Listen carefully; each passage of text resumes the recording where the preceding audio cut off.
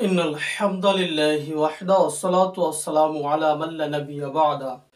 মুহাম্মদ সাল্লাল্লাহু আলাইহি সাল্লাম বলছেন, যেহেতু মসজিদের আদব আছে এবং তা রক্ষা করা প্রত্যেক মুসলিমের নর এবং নারীর কর্তব্য, সেই হিসাবে আমরা যখন মসজিদে প্রবেশ করব তখন মসজিদে বসার পূর্বেই 2 রাকাত সালাত আদায় করতে হবে।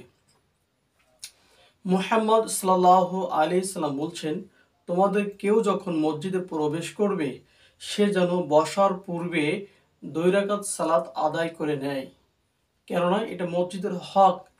মসজিদের হক, এই জন্য এটাকে বলা হয় তাহিয়াতুল মসজিদ। এই মসজিদে প্রবেশ করবে যখনই করুক, সকালে, দুপুরে, রাতে, যখন মানুষ প্রবেশ করবে সে যেন বসার পূর্বে 2 রাকাত সালাত আদায় করে, এইটা তার কর্তব্য। যদি মানুষ একান্তই মনে করে আমার বসতেই হবে, অবশ্যই তার পূর্বে 2 রাকাত সালাত আদায় করতে হবে। আমরা অনেকেই ঢোকার পরে, মসজিদে প্রবেশ করার পরে এমনিতে বসে পড়ি।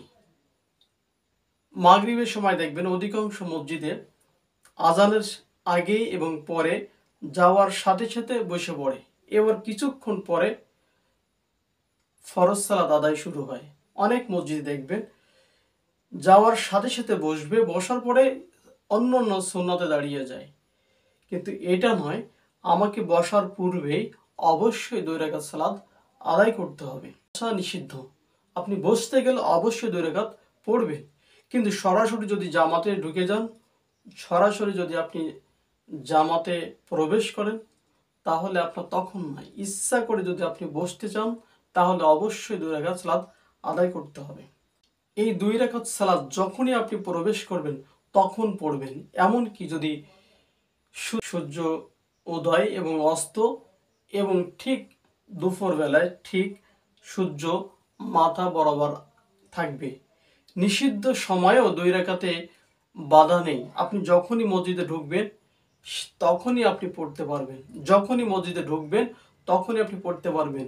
এই নিষিদ্ধ সময়ে আপনার বাধা নেই, তখনও আপনি পড়তে পারবেন। এটা মসজিদের হক। যদি বসতে চান, মুহাম্মদ সাল্লাল্লাহু আলাইহি সাল্লাম কখনো কোথাও সফরে গেলে বাড়ি থেকে 2 রাকাত সালাত আদায় করে যেতেন। সফর থেকে ফিরে এসেই মসজিদে প্রবেশ করে 2 রাকাত সালাত আদায় করতেন। তাহলে অবশ্যই মুহাম্মদ সাল্লাল্লাহু আলাইহি সাল্লামের সুন্নাহ হলো বের হওয়ার সময় 2 রাকাত সালাত, বাড়িতে প্রবেশের সময় মসজিদে অথবা বাড়িতে 2 রাকাত সালাত আদায় করতে হবে। বেশিরভাগই যে আমরা মসজিদে প্রবেশ করে 2 রাকাত সালাত আদায় করে এরপর বাড়িতে প্রবেশ করবেন, এটা হলো স্বাভাবিক মুহাম্মদ সাল্লাল্লাহু আলাইহি সাল্লামের নিয়ম পদ্ধতি। চেষ্টা করবেন আমরা এই তাহিয়াতুল মসজিদ সহ বাড়ি থেকে বের হওয়া এবং প্রবেশের সময় 2 রাকাত সালাত আদায় করতে পারি। আল্লাহ সুবহানাহু ওয়া তাআলা সেই তৌফিক দান করুন।